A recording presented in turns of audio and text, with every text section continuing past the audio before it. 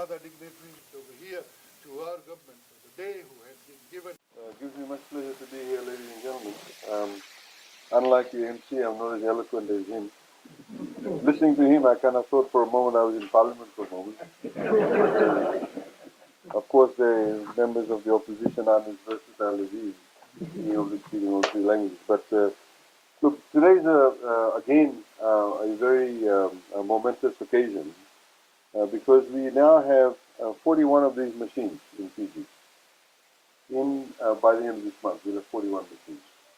By the beginning of next year, we'll have another 20, so we'll have another 61 machines.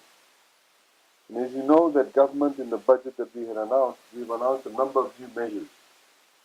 But the point that I'd like to make is that a lot of these measures that are currently being put in place have been thought about for a period of time.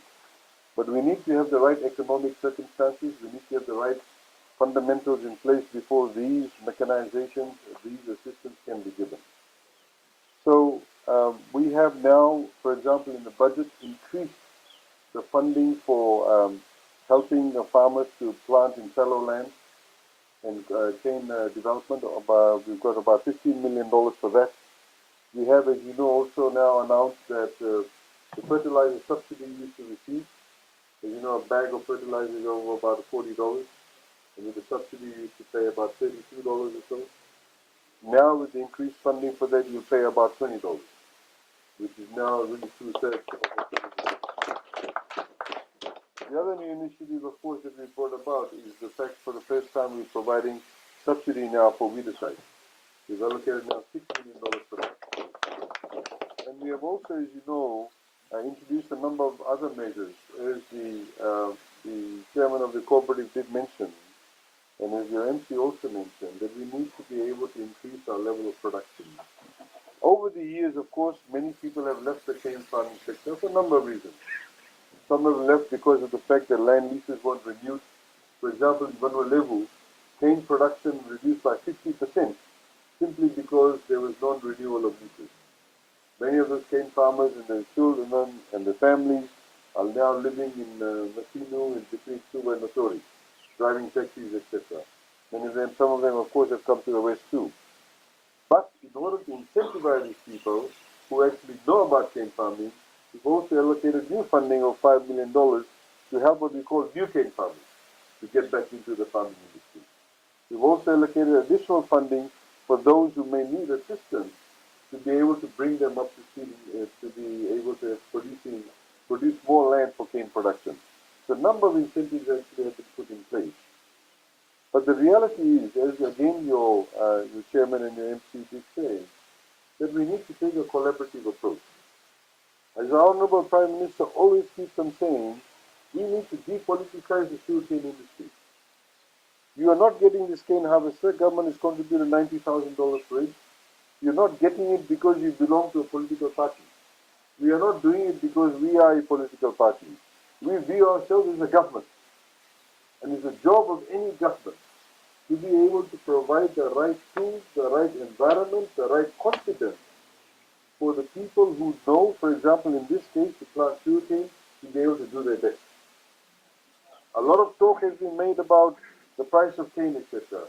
We talk about the cost of production. If any cane farmer will tell you, the main issue is your cost of production. So if your cost of production is a percentage of what you're going to get as far as the cane price is concerned is reduced, you'll be able to make a bigger margin. People talk about $100 a ton. You can get $100 a ton, but if your cost is $90, what's the point of getting $100 a ton? You can say $100 a ton, but if you're insecurity about land tenure, what's the point of that?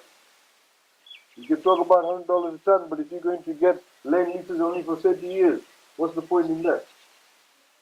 The reality is this, ladies and gentlemen, is that today in Fiji, we've had years of neglect in the sugarcane industry. What we're trying to do is bring back that level of confidence. We need to do that. As you know, Parliament approved a few months ago a guarantee for FSC to go out and borrow money from the market to be able to revamp a number of those areas.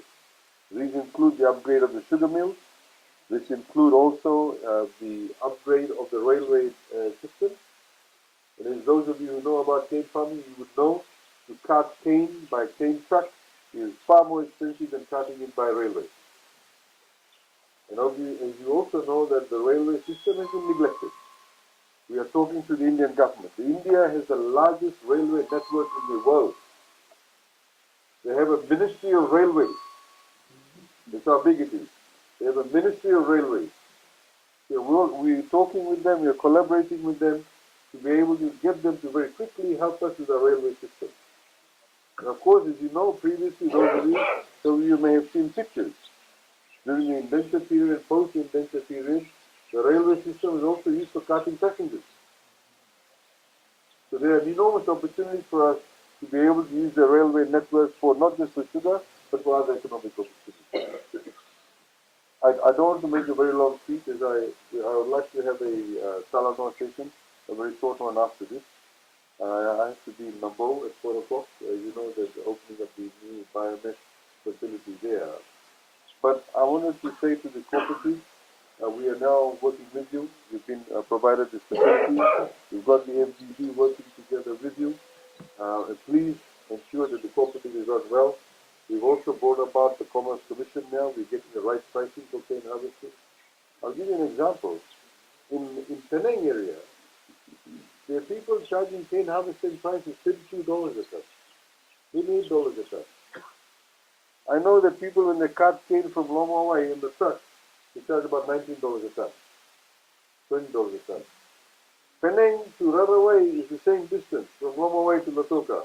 They were charging $28, $29 a ton on the lorry.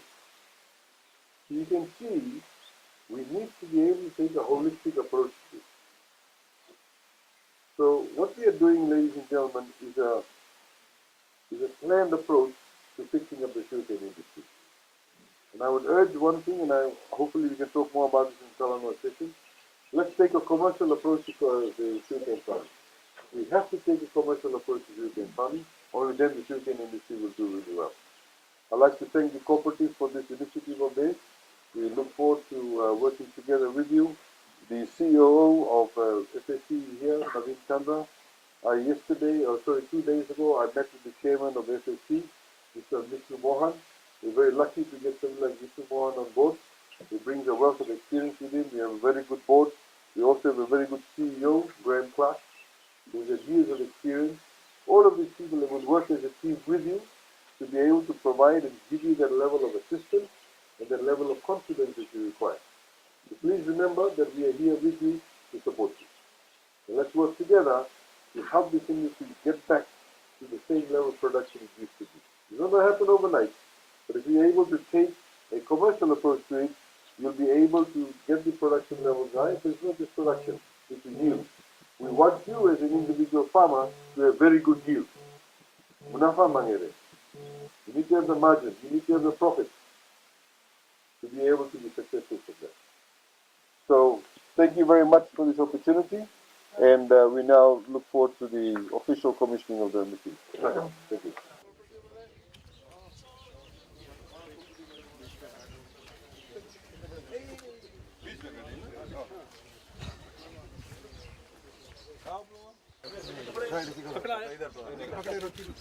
Wrong जगह नहीं हाथ लगा देंगे।